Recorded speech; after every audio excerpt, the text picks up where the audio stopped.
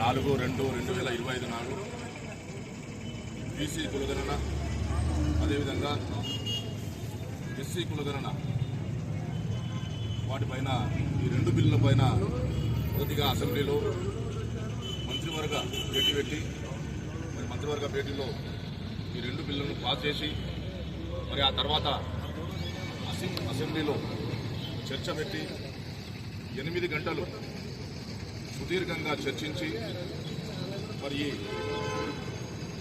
BC కులగణన విషయ చట్టాన్ని అదేవిధంగా ఎస్సీ వర్గీకరణను కూడా ఈ రెండు బిల్లులను పాస్ చేయడం జరిగింది. మరి ఈ రెండు బిల్లులను పాస్ చేయడం అనేది భారతదేశంలోనే ఇది చారిత్రాత్మకం. యావత్తు భారతదేశంలో ఏ రాష్ట్రంలో కూడా లేని విధంగా తెలంగాణ రాష్ట్రంలో కాంగ్రెస్ పార్టీ అధికారంలో ఉన్నప్పుడు యనమల రేవంత్ రెడ్డి గారు ముఖ్యమంత్రిగా ఉన్నప్పుడు మరి వారి హయాంలో మరి అదేవిధంగా స్థానిక శాసనసభ్యులు తెలంగాణ రాష్ట్ర అసెంబ్లీ స్పీకర్ అయినటువంటి పెద్దలు గౌరవనీయులు గడ్డం ప్రసాద్ కుమార్ గారి ఆధ్వర్యంలో మరి ఈ రెండు బిల్లులను కూడా పాస్ చేసినందుకు వారికి హృదయపూర్వక ధన్యవాదాలు తెలియజేస్తా ఉన్నాను. అదేవిధంగా ఈరోజు వారిద్దరికీ కూడా పాలాభిషేకం కూడా ఈరోజు వికారాబాద్ పట్టణంలో చేసుకోవడం జరిగింది.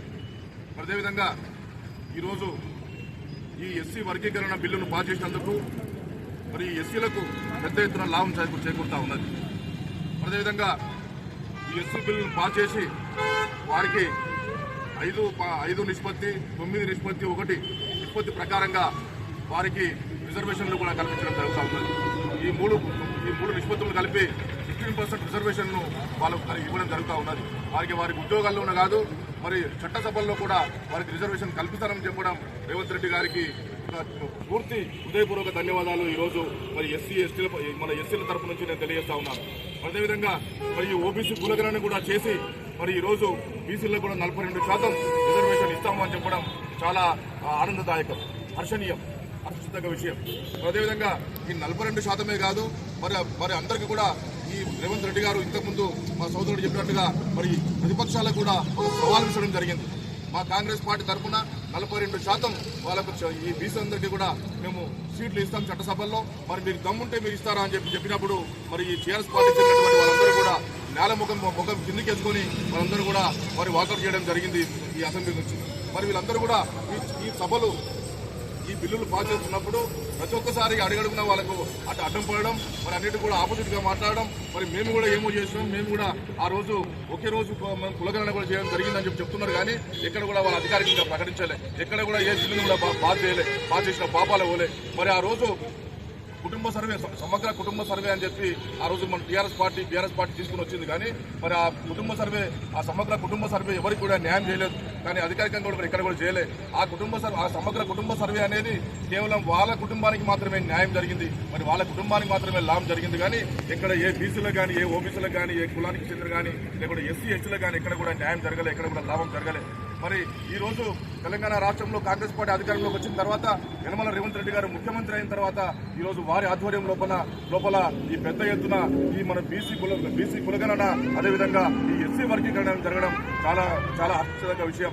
మరి ఇదే విధంగా మరి రాబోయే ఎలక్షన్ లో మరి ఈ బీసీలందరూ కూడా మరి ఈ ఎస్సీలందరూ కూడా తప్పకుండా పెద్ద ఎత్తున కాంగ్రెస్ పార్టీకి పట్టం కట్టాల్సిన అవసరం ఎంతైనా ఉన్నది. మరి ఎందుకంటే ఈ రోజు తెలంగాణ రాష్ట్రంలో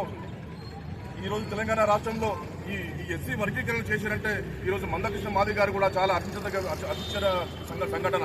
మరి అదేవిధంగా మరి వారు కూడా చెప్తా ఉన్నారు, మరి తప్పకుండా ఒక పెద్ద సభ పెట్టి మరి రేవంత్ రెడ్డి గారికి కూడా తప్పకుండా ధన్యవాదాలు తెలియజేస్తామని చెప్పి కూడా మరి వారు కూడా చెప్తున్నటువంటి సంఘటన.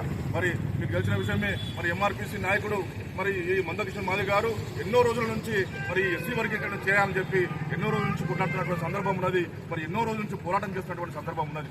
మరి ఇటు సందర్భం లోపల ఈరోజు యనమల రేవంత్ రెడ్డి గారు చేసి చూపించినటువంటి సంఘటన ఇది ఎవరు కూడా మరవలేనిది. మరి ముఖ్యంగా ఎస్సీలైతే కూడా మరి ఎప్పుడు కూడా మరవలేనిది. మరి ముఖ్యంగా ఈ రెండు బిల్లులు ఏవైతే ఈ బీసీ కులానికి సంబంధించిన బిల్లు అదేవిధంగా ఎస్సీ వర్గీకరణకు సంబంధించిన బిల్లును ఏ విధంగా అయితే మన అసెంబ్లీలో యనమల రేవంత్ రెడ్డి గారు కాంగ్రెస్ పార్టీ సాధించారో పాస్ చేసారో, మరి ఇప్పుడు బీఆర్ఎస్ పార్టీలో కానీ ఈ బీజేపీ పార్టీలో ఉన్నటువంటి ఈ బీసీ నాయకులు ఎస్సీ నాయకులు ఎవరు కూడా మరి ఉండకూడదు. అందరూ కూడా ఆ పార్టీలకు రాజీనామాలు చేసి తప్పకుండా కాంగ్రెస్ పార్టీలోకి చేరాల్సిన అవసరం ఉన్నది.